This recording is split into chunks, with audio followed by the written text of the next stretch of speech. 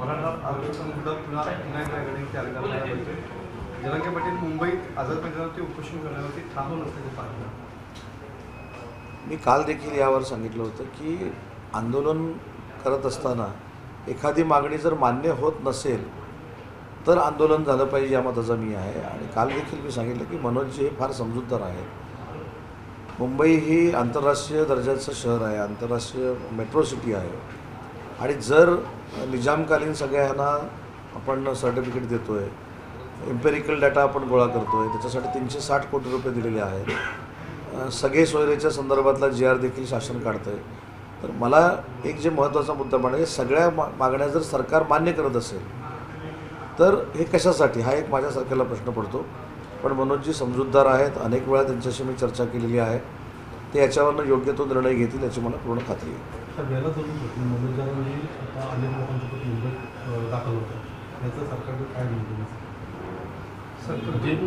शेवटी सरकार हे प्रशासनाच्या मार्फत चालत असतं. या संदर्भातली जे काही गोष्टी करायच्या असतील त्या नक्की प्रशासनाने केलेल्या असतील.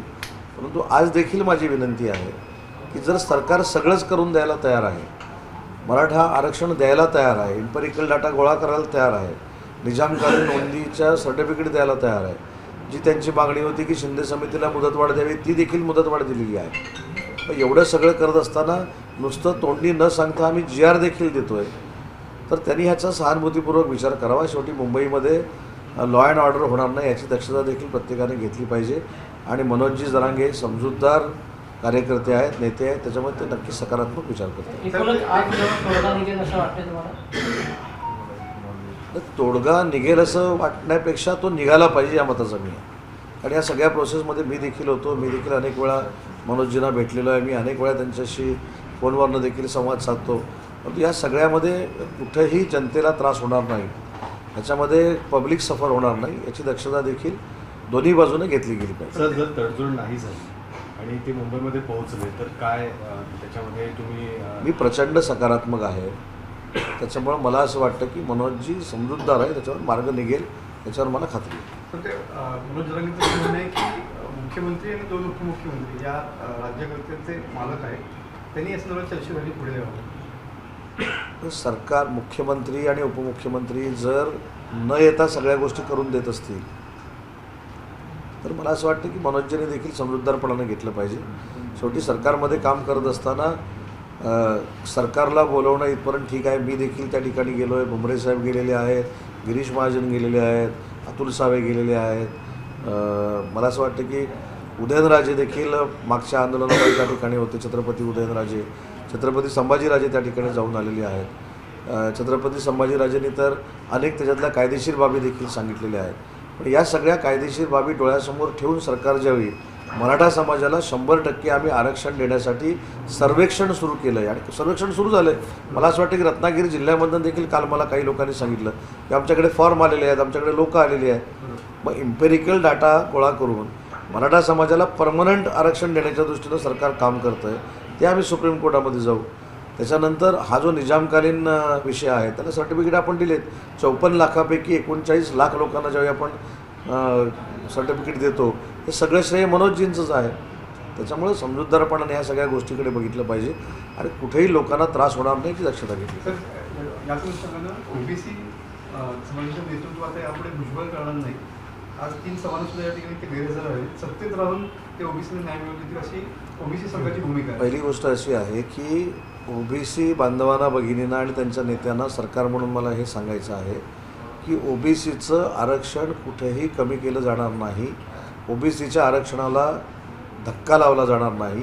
ओबीसीच्या आरक्षणाला धक्का न लावता सरकारनं सुप्रीम कोर्टामध्ये बाजू मांडण्याचा निर्णय घेतलेला आहे आणि त्याच्यातनं मराठा समाजाला टिकेल असं आरक्षण आम्ही देणार आहोत. नितेश राणे काल शरद पवारसाहेब, सुप्रिया सुळे आणि रोहित पवार यांचं ट्विट करून या ठिकाणी फोटो दिला. या तिघांचे 12 वाजले अशा प्रकारचं ट्विट त्या ठिकाणी होतं. तर नितेश राणेंनी हे का केलं की त्यांना विचारलं पाहिजे. नितेश राणेंनी ते जे काय ट्विट केलं किंवा ती जी काय स्टेटमेंट दिलेली आहे त्याच्यावर मी त्याचं क्लॅरिफिकेशन देणं हे योग्य आहे असं मला वाटत नाही. आणि एखाद्या यंत्रणेकडे तपास चालू असताना ॲज अ कॅबिनेट मिनिस्टर म्हणून अशावर बोलणं योग्य आहे असं मला वाटतं. तर मुंबईतल्या महाविकास आघाडीचा फॉर्म्युल्यामध्ये मुंबईचे ज्या जागा आहेत ते 4 जागा या उद्धव ठाकरे गटाकडे आणि 2 जागा या काँग्रेसकडे राहणार असं एकंदरीत समजतंय. आणि फरक काय पडला? 4 जागा कोणाला मिळाल्या, 2 जागा कोणाला मिळाल्या, आमच्यावर फरक काय पडणार? महायुतीच्याच जागा जिंकल्या जाणार आहेत. ही जर काळ्या दगडावरची रेग असेल, काँग्रेसनं 6 जागा लढवाव्यात, अजून कोणी 6 जागा लढवाव्यात, अजून वाढवून घ्याव्यात 8-10 जागा. महायुतीवर अजिबात फरक पडणार नाही. कालचे महाविकास आघाडीचे 3-13 कसे झाले हे देखील काल आपण बघितलेले आहेत. पश्चिम बंगालमध्ये त्यांनी स्वतंत्र लढणार म्हणून सांगितलं. जे भारत जोडो पश्चिम बंगालमधनं जाणार होतं त्याची यत्किंचितही माहिती ममताताईंना दिली नाही, हे त्यांचं स्टेटमेंट होतं.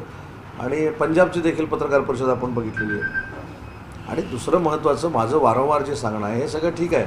6 जागांपैकी 4, 2, 3, 1, 5, 3, 2 खेळतील, तो सगळं ठीक आहे. मुद्दा असा आहे की माननीय नरेंद्र मोदींच्या समोर कॅन्डिडेट कोण आहे हे तर जाहीर करावं. महायुतीचा कॅन्डिडेट जाहीर झाला की नाही? माननीय नरेंद्र मोदी. महाविकास आघाडीचा कॅन्डिडेट कोण? कॅन्डिडेट शोधण्यामध्ये इतके दिवस गेले तर त्याचा प्रचार करायला अजून 5-7 वर्ष लागतील. तोपर्यंत निवडणुका होऊन जातील, परत मोदीसाहेब पंतप्रधान होतील, ह्या सगळ्या प्रोसिजर त्याच्यामध्ये होणार आहेत. आणि भारत जोडोचा मागच्या 5 विधानसभेवर काय परिणाम झाला? काही झालं नाही. लहान मुलांमुळे धावलं, लहान मुलांमुळे समुद्रात उड्या मारल्या म्हणजे मतं मिळत नाही. याच्यासाठी जमिनीवर येऊन काम करावं लागतं. आणि कुटुंबाच्या पलीकडे जाऊन आपण समाजकारणामध्ये आहे म्हणजे ठीक आहे, आपण कुटुंबाचे वारसदार असतो, पण त्याच्यानंतर स्वतःचं पण काहीतरी कर्तृत्व लागतं ना.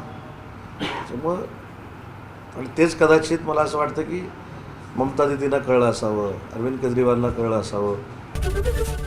एबीपी माझा, उघडा डोळे बघा नीट.